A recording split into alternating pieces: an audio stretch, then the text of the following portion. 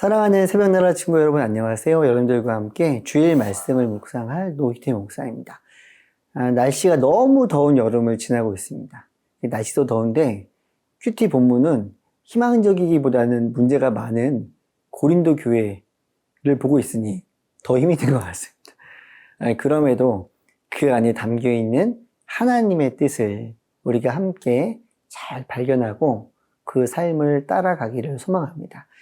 바울의 첫 번째 고린도 방문은 교회를 세우기 위함이었고, 두 번째는 여러 문제로 고통스러운 시간을 보낸 그 시간이었습니다.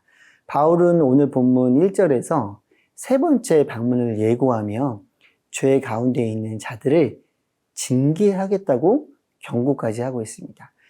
이것은 마지막 때를 살아가는 우리를 향한 하나님의 말씀이기도 합니다. 오늘 말씀의 제목은 하나님의 경고장입니다. 오늘의 말씀은 고린도후서 13장 1절에서 13절입니다. 내가 이제 세 번째로 여러분을 방문하려고 합니다. 모든 사안은 두세 증인의 증언을 근거로 확정될 것입니다. 내가 두 번째 방문했을 때 전에 죄를 지은 사람들과 다른 모든 사람들에게 이미 말했던 것처럼 지금 내가 떠나 있으나 미리 말해둡니다. 내가 다시 가면 그들을 그냥 두지 않겠습니다. 왜냐하면 여러분이 그리스도께서 내 안에서 말씀하신다는 증거를 요구하기 때문입니다.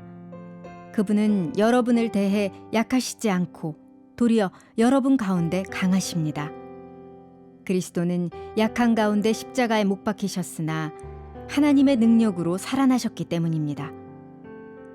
우리도 그 안에서 약하나 여러분의 일에 대해 하나님의 능력으로 그분과 함께 살 것입니다. 여러분이 믿음 가운데 있는지 여러분 자신을 살피고 계속해서 시험해 보십시오. 예수 그리스도께서 여러분 안에 계심을 스스로 알지 못합니까? 그렇지 않으면 여러분은 하나님께 인정받지 못한 사람들입니다. 나는 여러분이 우리가 하나님께 인정받지 못한 사람들이 아니라는 것을 알기 바랍니다. 우리는 여러분이 아무 악한 일도 행치 않기를 기도합니다. 이는 우리가 하나님께 인정받는 사람들임을 나타내려는 것이 아니라 비록 우리가 하나님께 인정받지 못한 사람들처럼 보일지라도 여러분으로 하여금 선을 행하게 하려는 것입니다. 우리는 진리를 대적해 아무것도 할 수 없고 오직 진리를 위해서만 무언가를 할 수 있습니다. 우리가 약할지라도 여러분이 강하다면 우리는 기쁩니다. 우리가 여러분을 위해 기도하는 것은 여러분이 온전하게 되는 것입니다. 그러므로 내가 떠나 있는 동안 이것들을 쓰는 것은 내가 갔을 때 주께서 내게 주신 권위를 따라 여러분을 엄하게 대하지 않기 위함입니다. 이 권위는 여러분을 세우기 위한 것이지 무너뜨리기 위한 것이 아닙니다. 마지막으로 형제들이여 기뻐하십시오. 온전하게 되기를 힘쓰십시오. 서로 격려하십시오. 같은 마음을 품으십시오. 화평하십시오.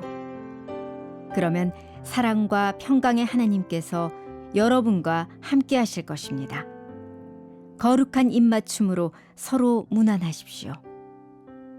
모든 성도들이 여러분에게 안부를 전합니다.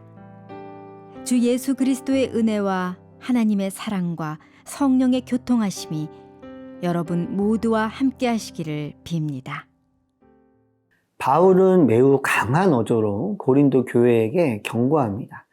2절을 보면 회개하지 않고 죄 가운데 있는 이들을 향해 가만두지 않겠다라고 이야기를 합니다.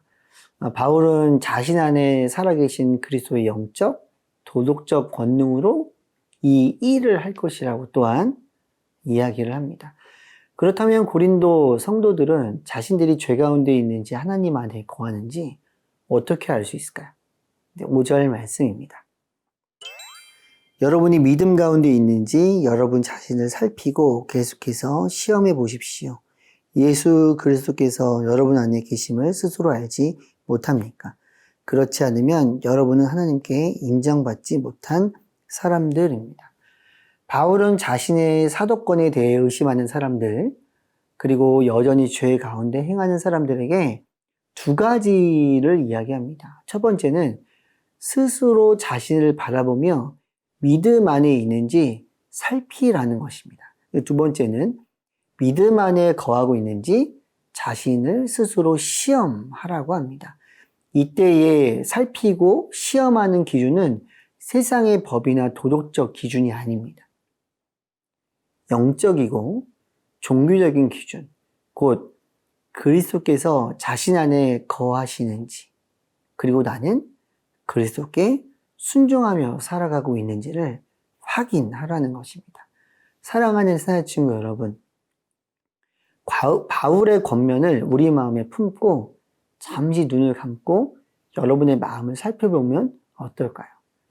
하나님 안에 내가 거하고 있는지, 아니면 자신의 뜻대로 살아가고 있는지 잠시 살펴보시기 바랍니다.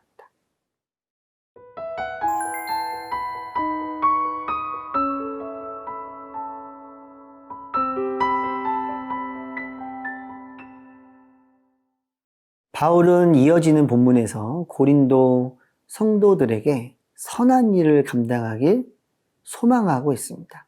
그리고 고린도 후서를 마치며 이와 같이 그들을 권면합니다. 11절 말씀입니다. 마지막으로 형제들이여 기뻐하십시오. 온전하게 되기를 힘쓰십시오. 서로 격려하십시오. 같은 마음을 품으십시오. 화평하십시오. 그러면 사랑과 평강의 하나님께서 여러분과 함께 하실 것입니다. 거룩한 입맞춤으로 서로 문안하십시오. 바울은 권면합니다. 온전한 크리스천이 되라고 합니다. 그리고 그 방법들이 11절에 적혀 있습니다.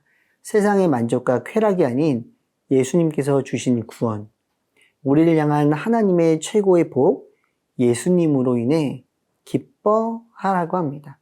그리고 예수님을 믿는 믿음 안에서 성도들을 격려하고 같은 마음, 곧 예수님을 향한 사랑의 마음을 품으라고 합니다. 이 마음은 결국 서로를 사랑하는 마음으로 꽃을 피우게 될 것입니다. 바울은 고린도 후서를 마무리 지으며 마음을 살피라고 했습니다. 우리는 곰곰이 생각하면 알 수 있어요.